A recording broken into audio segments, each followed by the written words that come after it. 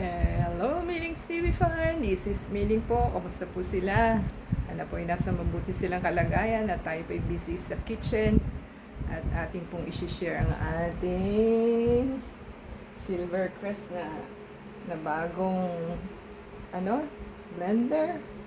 So, meron po tayong dalawang avocado at meron lang po tayong milk. Later po lagyan natin ng ice para makrush po natin kung talagang makrush niya yung glass, what more yung ating item na gagawin. So, tayin lang po natin at ayun na po yung nakumpisahan natin sa ating avocado at tinanggalan po natin ang ating buto at yung ating yung laman ng ating avocado. So, yan po ang ating napakamahal na avocado. Grabe. Yan. Lagay lang po natin dito lahat. At ating pong hintayin. Yan. Dali lang po. Ayan, Kamilings TV fan. Na-transfer na po natin ang ating evaporated milk. At ito po pala ang ating kalamansi. Stock. So, lagyan po natin siya ng 1 tablespoon. Ayan. Lagyan din po natin ng 3 tablespoon na condensed milk. At hindi na po natin lalagyan ng sugar. Ayan. Okay na po yan. At ating pong gagawin na at hintayin lang po natin. Ayan, meron po tayong milk at hindi po pala natin ginawa na isa lang po yung avocado ginawa natin at lagyan po natin siya ng ice. So, para po okay na yung ating icing na ating avocado shake at lagyan po natin ng isang 1 glass of milk.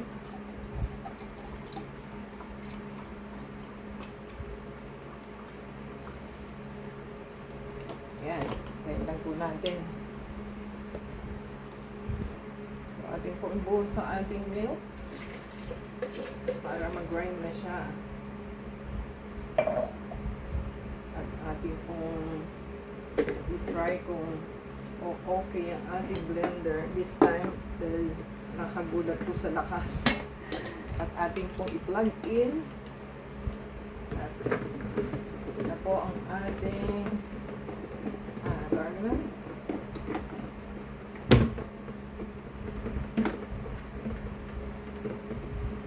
so, kailangan istuyo po talaga siya. Wala pong basa para po hindi magkaroon ng short circuit. So, yan po ang ating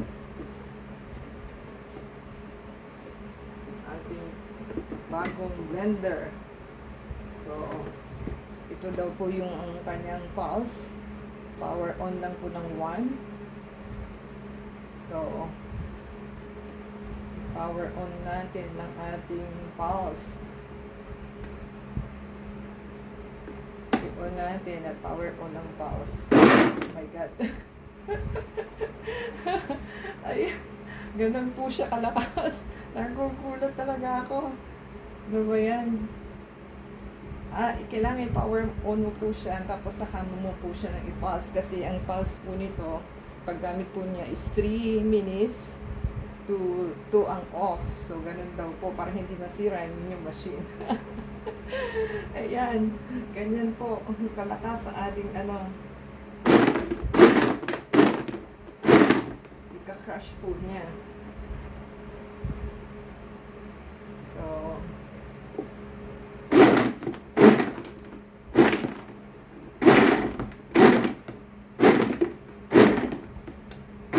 huwag niyo pong ituloy-tuloy ang pulse kasi siya, sirain po ang pulse. So, kailangan is namamahinga din po. Yan. Ganyan lang naman siya.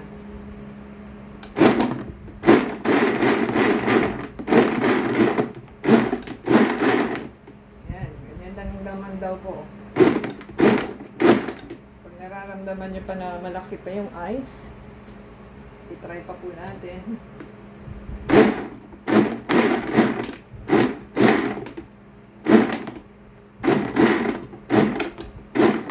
So, ganyan lang naman po. So, try po natin i-pull at ating tingnan kung ano na po ang naging nangyari sa kanya sa loob. Yan. Durog na po yung ating avocado. So, tignan natin kung may ice pa siya. Ay, hindi pa po na totally na ano yung crush yung ating ice. So, hintayin lang po natin at ating power on ulit. So, yung ice natin is still ice. Yan. Pagitin ulit.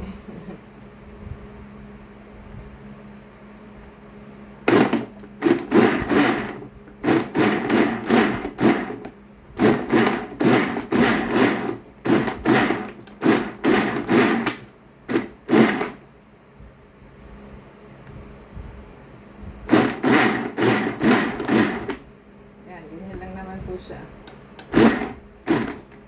Kailangan po durugin ninyo yung inyong ice at para po masarap.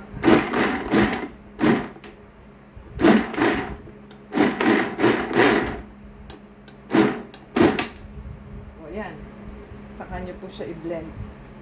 I-off nyo po ito, saka nyo siya i-blend ng on. So, tingnan po natin.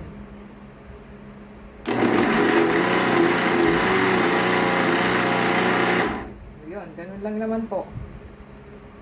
So, tapos na po tayo sa ating ginagawang shake. So, yan lang po ating shake for today.